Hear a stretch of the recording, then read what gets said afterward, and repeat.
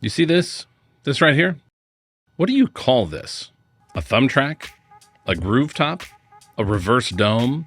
A concave flight plate? Whatever you call it, you might think it exists just to improve your grip, but there's more than meets the eye. Hey everyone, it's Greg from Six Sided Discs, and this is Flight Numbers Don't Matter, where we conduct large-scale tests and comparisons of discs to better understand flight numbers, stability, and lots of other things.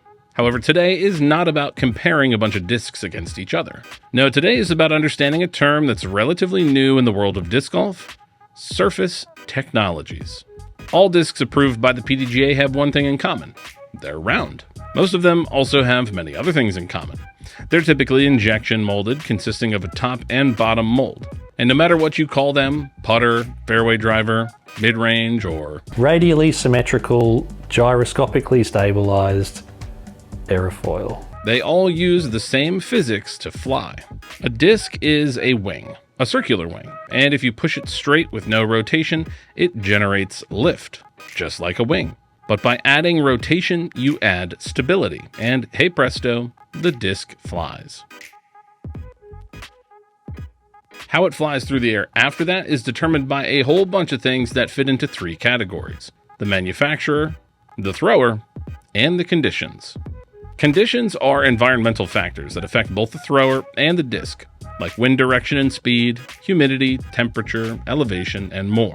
The thrower, of course, changes how they throw based on the conditions and disc selection, adjusting their nose angle, launch angle, trajectory, speed, and spin. And finally, we have the manufacturer's molding process, their plastic selection, and the conditions where it was made, how long and how quickly it was cooled. All of these things ultimately change how the disc may fly. And recently, manufacturers have begun experimenting even more with surface technologies. What are surface technologies, and why do they need a special name? Well, allow me to explain. Surface technologies refer to anything that changes the top of the flight plate, or perhaps the bottom of the flight plate as well. Latitude 64 introduced a line of discs a few years ago with golf ball-style dimples, called the Hex line. The idea was that it would create less drag, and therefore fly farther. But given that they're now out of production, it's safe to say that wasn't quite what people were looking for. Castoplast, which started out as a small prototyping shop, made the Rask, a double-rimmed disc with a second miniature flight plate along the bottom, which feels especially nice in a forehand grip.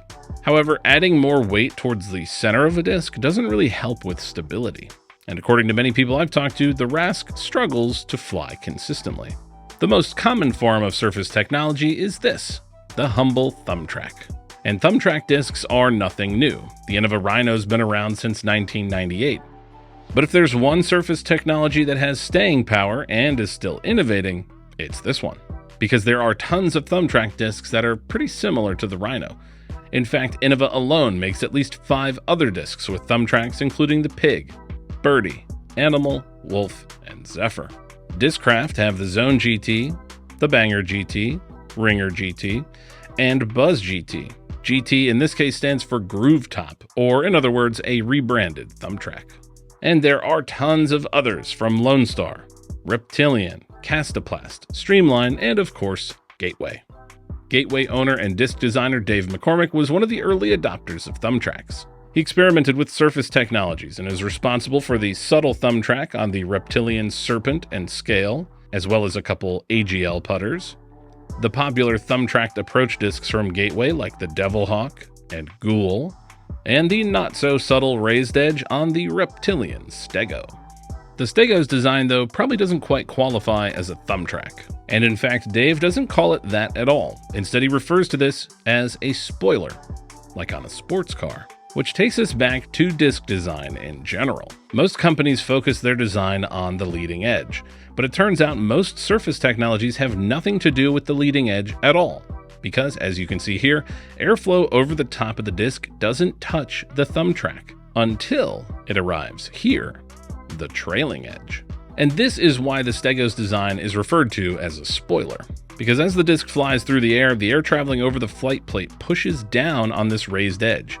And not only does this create more drag to add over stability, but it also tips the disc nose up, further increasing drag and adding even more over stability. The Stego is famous for its absurd overstability. But while most discs get more understable the faster you throw them, the Stego does not. Neither does the Discmania Tilt or Discraft Zone OS. This is because drag increases the faster something goes. It affects planes, cars, literally anything, including our discs. And the latest disc to employ a thumbtrack-style surface technology is this, the Streamline Turbulence. MVP says they've added the reduced glide and comfort of the Range, their first ergonomic low-glide disc, to their latest fairway driver. And in my hand, the Turbulence feels incredible. It's shallow, the ergonomic shape feels great in both a backhand and forehand grip. And off the tee, it's cool, but first let's take a walk down memory lane to see how some of these other thumb-track discs fly. Beginning with the Rhino. With famously low glide, it's popular with everyone from your local amateurs to Calvin Heimberg, and in an upcoming video, we'll be comparing it in a bunch of different plastics.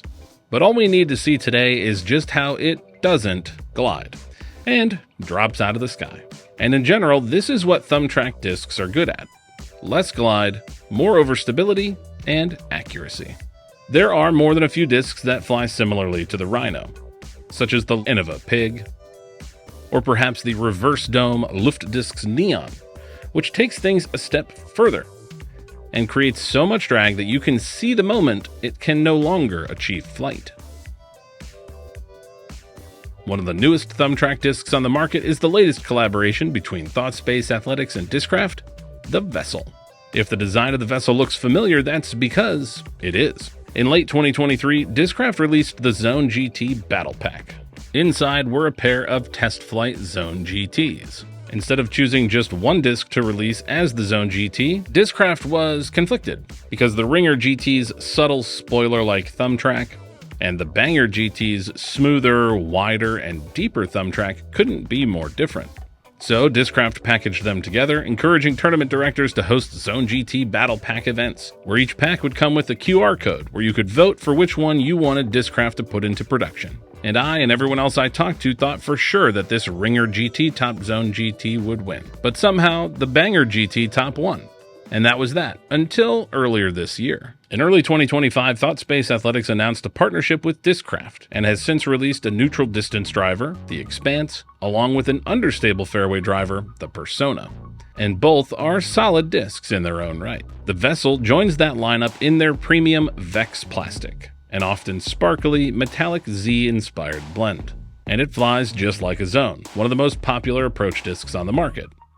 And it's popular for a reason, because it has reliable overstability, and now even a little less glide thanks to that spoiler on top. But one thing that the Vessel, Pig, Neon, Stego, Berg, and Range all have in common is that they are all essentially considered approach discs. Which begs the question, why haven't surface technologies made their way to drivers? Perhaps the new Streamline Turbulence can help answer that question. Rated at 7203.5, the Turbulence has a very low profile. It's shallow, but because of the recessed flight plate, it feels maybe a little deeper than it really is. The question I have is whether it can compete with a traditional 7-speed overstable fairway driver. To find out, Josh is putting it head-to-head against my overstable 7-speed, the Discmania Color Glow FD1.